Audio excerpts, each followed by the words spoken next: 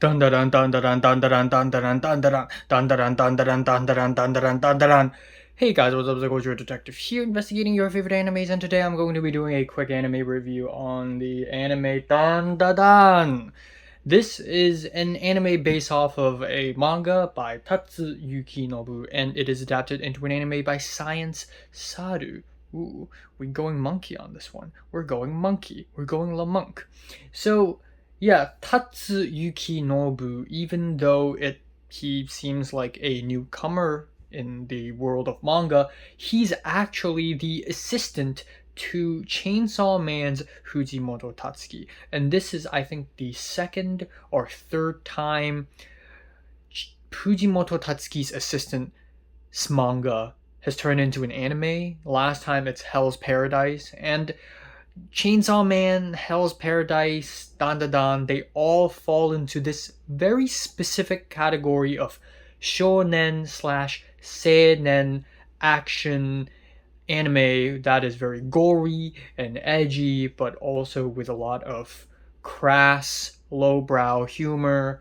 Very much a very specific Gen Z Japanese thing that I just cannot explain, but I've just seen too much of. Meanwhile, Science Saru has been one of the most interesting anime studios of the last 2 decades.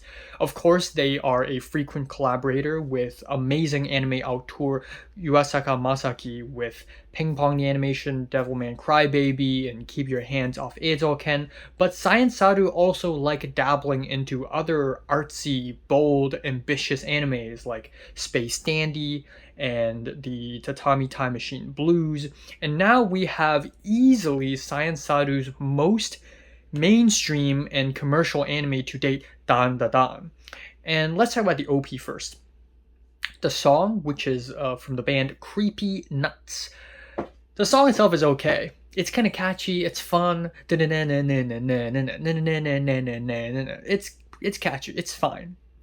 But the animation is amazing. It's colorful. I love the flashes of faces. And that one shot of Momo dancing is just pure gold. She is the sole reason why I never skip the OP. That shot is golden. The ED is also pretty fun. I feel like they ran out of budget when they made the ED, so they just animated the cat, the Maneki Neko, and made her do a bunch of things. And that's the ED, which is fine. It's fine, it's fun, it's lighthearted, and that's basically how I would sum up the entire anime. So the first 4 episodes is also turned into a film called Dandadan the First Encounter, and it is released as a film first because of course we're milking the money, guys. And the first 4 episodes is some of the most fast-paced anime I've ever seen in my entire life. Some of the most fast-paced anything I've ever seen. I've never seen a thing this fast-paced, so much so that it almost turned me off, because right off the bat in the first scene you immediately get introduced to the 2 main characters, and then the next scene you immediately have a conflict, and then in the third scene there's already action, and then in the fourth scene we have already established everything. It's a little bit too fast, you know? Give us some breathing room, maybe, Mr. Tatsu Yukinobu.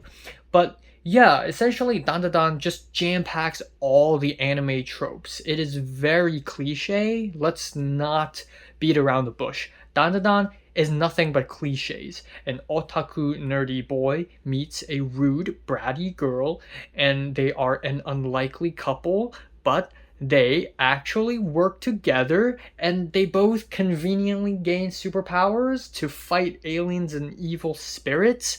This is literally like, I hate how ugly this sounds, but imagine all the shonen, seinen anime thrown into a meat grinder, and then the sausage that comes out of it would be Dandadan. It's really cliche. So honestly, I have mixed feelings about the first 4 episodes, but after the first 4 episodes, when it enters high school rom-com slice of life territory, it gets really good.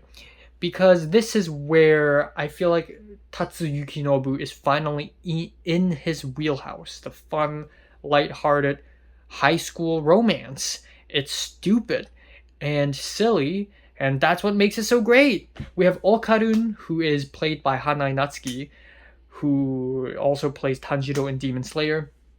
He's such a relatable character. Holy shit. I see myself in Okarun. I am Okarun. Like, I was like Okarun when I was in secondary school. But he's really relatable because after the whole thing with fighting the Turbo Granny and all that stuff, the Tabo Baba? The Tabo Baba. That's how she's called in Japanese. The Tabo Baba.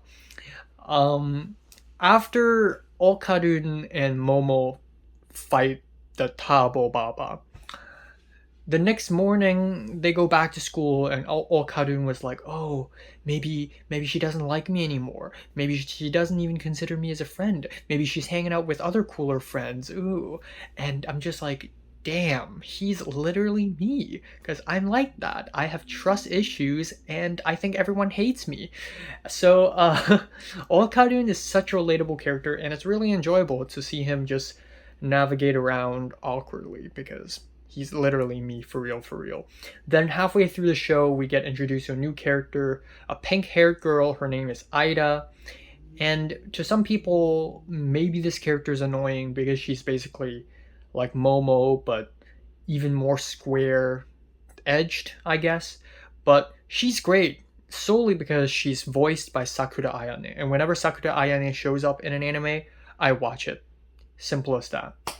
Then we have episode 7, which is just mind-blowing. I'd like to think that Sai and Saru just put all of their budget onto this one episode. Because on this episode, Okarun, Momo, and Aida fight the evil mommy spirit. And when the evil mommy spirit is defeated, of course we have to have this tear-jerking flashback to her backstory, like it's Demon Slayer or something.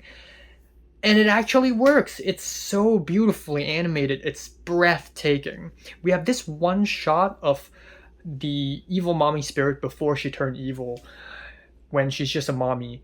And she's like bleeding and she's running through the streets on a rainy night in Tokyo. And it's her POV shot, and she's like running through the alleyways and the streets and the roads. And it's shaky. It's step printing. It's like Chungking Express. And I'm just thinking, how did they shoot that? It is shot on a phone or some kind of camera and then rotoscoped. Is this what's going on? Because that was beautiful. So anyways, the last few episodes are okay. It still has a lot of fun. There's a weird underwater fight that was kind of crazy and wacky and nonsensical. And I live for it. I love it for it. And then we have the last couple of episodes where we are introduced to another cool guy. His name is Gigi. And we have the haunted house full of demons, and I feel like this arc is cut in half. So maybe there's a second cour, because the story clearly isn't over and we are suddenly stopped in the middle of an arc. But yeah, overall it's fun, it's lighthearted, it's turn off your brain and enjoy whatever wacky silliness there is. It's a really silly anime. There's nothing that deep about it. There's nothing that groundbreaking about it. But I do really enjoy the characters and the animation. It's pretty cool. I'm giving Dandadan a decent 8 out of 10. So, have you watched Dandadan? Comments below, let me know, subscribe if you want more, and thanks for watching.